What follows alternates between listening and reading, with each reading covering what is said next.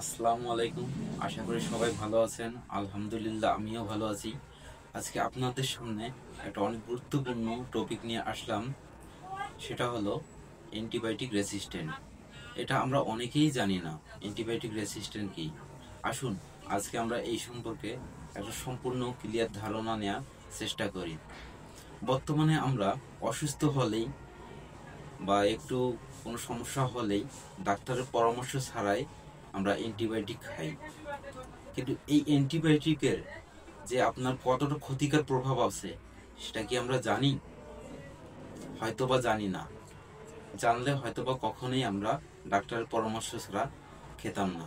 যখন আমাদের শরীর কোনো জীবাণু দ্বারা সংক্রমিত হয় তখন ওই জীবাণু ধ্বংসের জন্য অ্যান্টিবায়োটিক দেয়া হয়। কিন্তু অনেক সময় এই জীবাণু তার রূপ পরিবর্তন করে ফেলে, ফলে অ্যান্টিবায়োটিক আর কাজ করে না আমাদের শরীরের ওপর। এটাকেই অ্যান্টিবায়োটিক রেসিস্ট্যান্ট বলে।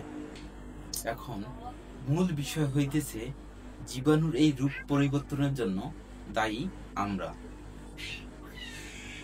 অতিরিক্ত পরিমাণ অ্যান্টিবায়োটিক খাওয়ার কারণে এবং ডোজ কমপ্লিট না করার কারণে যে অ্যান্টিবায়োটিকটা আমরা ব্যবহার করি এটা আমাদের শরীরের ওপর কার্যকারিতা হারিয়ে ফেলে এবং যে জীবাণু দ্বারা আমাদের শরীরে সংক্রমিত সে জীবাণু আরো শক্তিশালী হয়ে ওঠে।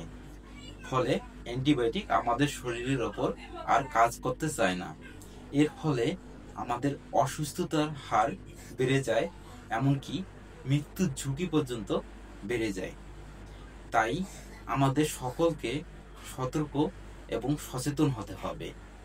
আপনাকে অ্যান্টিবায়োটিকের রেসিস্ট্যান্স সম্পর্কে ধারণা নিতে হবে এবং সবসময় আমাদের উচিত ডক্টরের পরামর্শ অনুযায়ী ওষুধ সেবন করা। শুধু অ্যান্টিবায়োটিক না, যে কোনো ওষুধে আমাদের উচিত ডক্টরের প্রেসক্রিপশন অনুযায়ী খাওয়া এবং ডোজ কমপ্লিট করা। তাহলে ওষুধের কার্যকারিতা আমাদের শরীরের ওপর বৃদ্ধি পাবে এবং আমাদের রোগ প্রতিরোধ ক্ষমতা আরও বৃদ্ধি পাবে। আমরা সুস্থ থাকব ইনশাআল্লাহ। সবাই ভালো থাকবেন, সুস্থ থাকবেন। যদি ভিডিওটি ভালো লেগে থাকে অবশ্যই কমেন্ট করে জানাবেন। ধন্যবাদ সবাইকে। আসসালামু আলাইকুম।